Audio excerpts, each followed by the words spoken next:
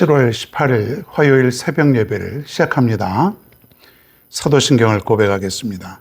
전능하사 천지를 만드신 하나님 아버지를 내가 믿사오며 그 외아들 우리 주 예수 그리스도를 믿사오니 이는 성령으로 잉태하사 동정녀 마리에게 나시고 본디오 빌라도에게 고난을 받으사 십자가에 못 박혀 죽으시고 장사한 지 사흘 만에 죽은 자 가운데서 다시 살아나시며 하늘에 오르사 전능하신 하나님 우편에 앉아 계시다가 저리로서 산자와 죽은 자를 심판하러 오시리라.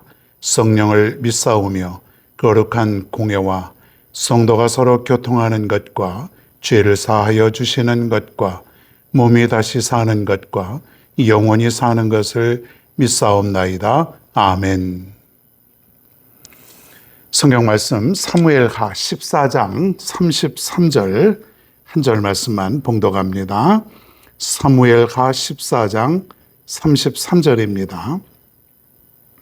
제가 읽겠습니다.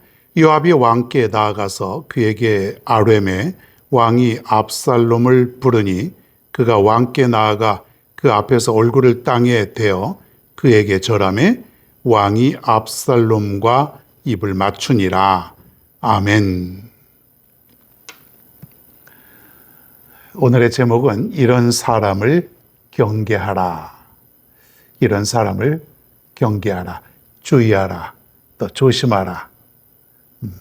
물론 그런 사람들과 오늘 전해드리는 이 말씀 속에 나오는 이 사람들과 우리가 원수 맺으라는 그런 얘기는 아닙니다. 저들과 담을 쌓고 살라는 얘기도 아닙니다. 우리는 그 누구도 주님의 이름으로 저들을 또 우리가 관대할 수 있고 또 용납할 수 있는 그런 마음의 자세가 우리에게 있어야 되지만은 그러나 저들의 죄를 그리고 저들이 하는 삶의 모습을 늘 주의하고 경계하면서 살아가야 됩니다. 자칫 잘못하면은 저들의 삶 속에 우리가 동화될 수 있어요. 따라갈 수 있다는 얘기예요. 주의할 수 있기를 바랍니다. 누구 얘기냐면 압살롬 얘기예요. 압살롬. 자, 이제 세월이 좀 지났어요. 중간에 이렇게 넘어갔습니다. 다윗의 아들 중에 하나인 압살롬이 암논을 죽였어요.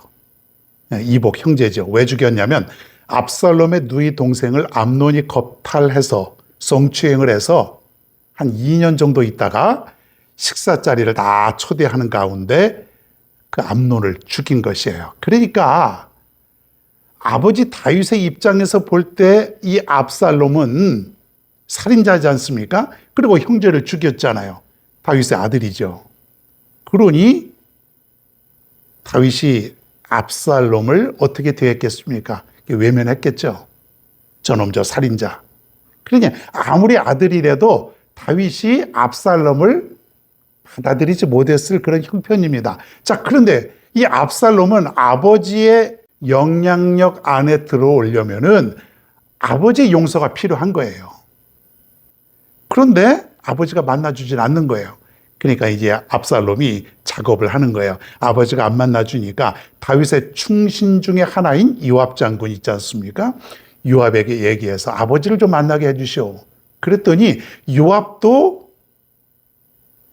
압살롬을 안 만나려고 하는 것이에요. 그러니까 이 압살롬은 물불을 안 가리는 거예요.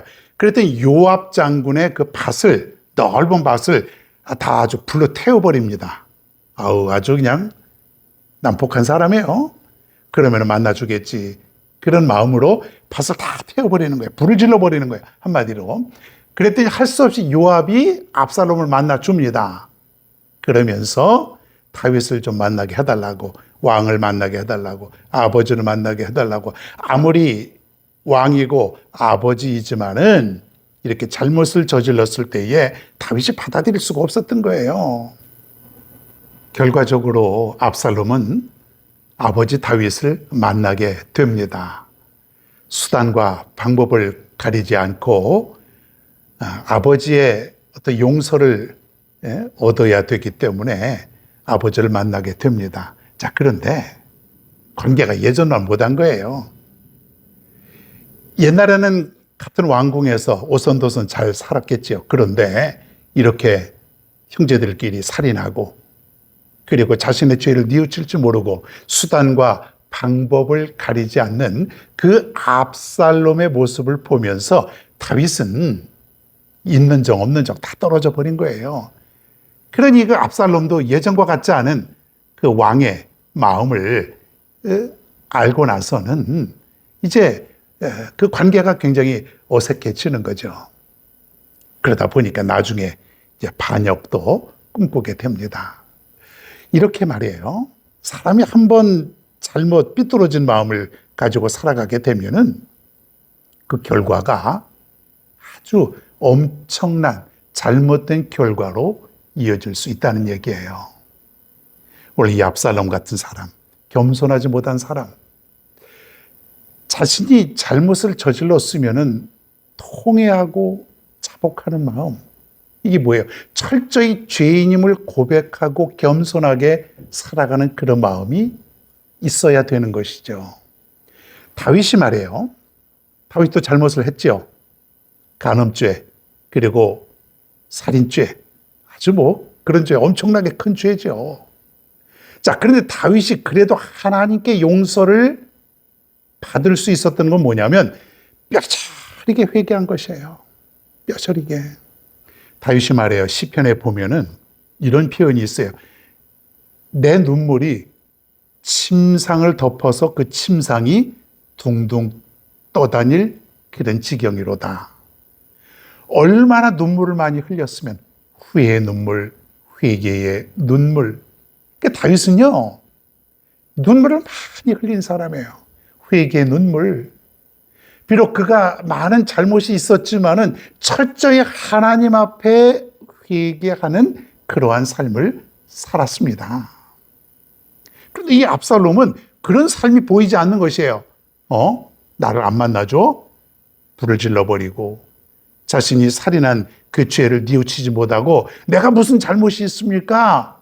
막 그렇게 항변하는 모습도 말씀에 나오고 나는 억울하다 이거예요. 내 동생을 성추행한 저 암논이 잘못한 것이지 왜 내가 잘못한 것입니까? 사람을 죽이고도 복수를 하고도 자신의 잘못을 인정하지 않는 그런 모습이었어요. 우리가 겸손해야 됩니다. 겸손하지 못한 사람은 항상 남에게 죄를 전가하고 그리고 항상 자신의 의의를 드러내는 그런 사람들이에요. 가만히 보면 그래요. 겸손하지 못한 사람은 반성도 없고 잘못도 없고 항상 남 탓하고 이런 사람을 우리가 주의해야 돼요. 잘못하면 내 자신도 그런 삶을 살아갈 수 있다는 얘기예요. 우리는 하나님 앞에서 늘 내 자신은 연약한 사람, 나는 부족한 사람, 나는 죄인, 이것을 늘 깨닫고 하나님의 도우심을 구하는 사람, 이런 사람이 겸손한 사람이라 이거예요. 여러분, 세상에 있는 사람들이 겸손하지 못한 그런 삶을 살아갈지라도 혹시 그것이 뭔가 멋있어 보이고 출세한 사람 같고 강인한 사람 같아 보일지라도 그것은 하나님 없는 그런 삶이에요. 하나님과 무관한 삶. 우리는 겸손한 사람, 정말 겸손한 모습으로 살아갈 수 있기를 바랍니다. 그리고 이 압살롬은 수단과 방법을 가리지 않는 그런 사람이었어요. 이 세상에도 어떤 결과를 얻기 위해서 수단과 방법을 가리지 않는 그런 사람들이 있습니다. 어떤 사람들은 그 회사에서 승진하기 위해서 아주 남을 무너뜨리고 남을 내려깔고 남이 한 어떤 공적을 자신의 것으로 만들고 그래서 승진하려고 하는 그런 사람들, 참 야비하고 치사하고 그렇죠? 또 어떤 사람은 시험 잘 보기 위해서, 또 학생들도 그렇죠? 부정행위를 하면서 뭔가 좋은 결과를 얻으려고 하는 그런 사람도 있어요. 또 어떤 사람은 사업하는데 이 사업에 어떤 불법적으로 사업을 하는 사람, 비록 성공은 했을지라도 사업을 크게 일으켰을지라도 수단과 방법을 주저하지 않는 그런 사람들은 우리가 조심해야 되는 거예요. 우리가 그렇게 살아가서는 안 되는 것이죠. 압살롬은 바로 이런 사람이었습니다. 겸손하지 못하고 수단과 방법을 가리지 않았던 그런 사람이에요. 이런 사람에게 하나님이 함께 하실 리가 없죠. 성령이 그 사람 삶 속에 거하실 리가 없죠. 하나님도 떠나고 다 떠나는 거예요. 나중엔 사람도 떠나고 다 떠나고 남는 그런 사람이 없겠죠. 누가 이런 사람을 좋아하겠습니까? 여러분, 오늘 말씀을 통해서 우리가 깨닫습니다. 우리 그리스도인들 이 세상에서 빛과 소금의 역할을 감당해야 됩니다. 좀 우리가 살면서 목적을 이루는 것이, 내가 원하는 것이 잘 이루어지지 않고 더디더라도 우리가 수단과 방법을 가리지 않는 그런 삶은 우리가 살아서 안 됩니다. 늘 정도를 걸어야죠. 늘 하나님이 원하시는 모습의 삶을 살면서 나아가면 그것이 좀 천천히 가는 그런 모습이어도 나중에 결국은 승리의 모습이라고 하는 것이죠. 오늘 하루, 오늘 하나님 말씀대로 살아갈 수 있기를 바랍니다. 하나님이 기뻐하시는 삶을 살아가면 오늘 하루도 기쁨의 삶이 되고 오늘 하루도 만족한 그런 삶을 살고 돌아오게 될 줄로 믿습니다. 오늘 하루 하나님의 은혜를 구하시며 하나님의 함께 하심을 믿고 살아갈 수 있는 귀한 하루가 되기를 바랍니다.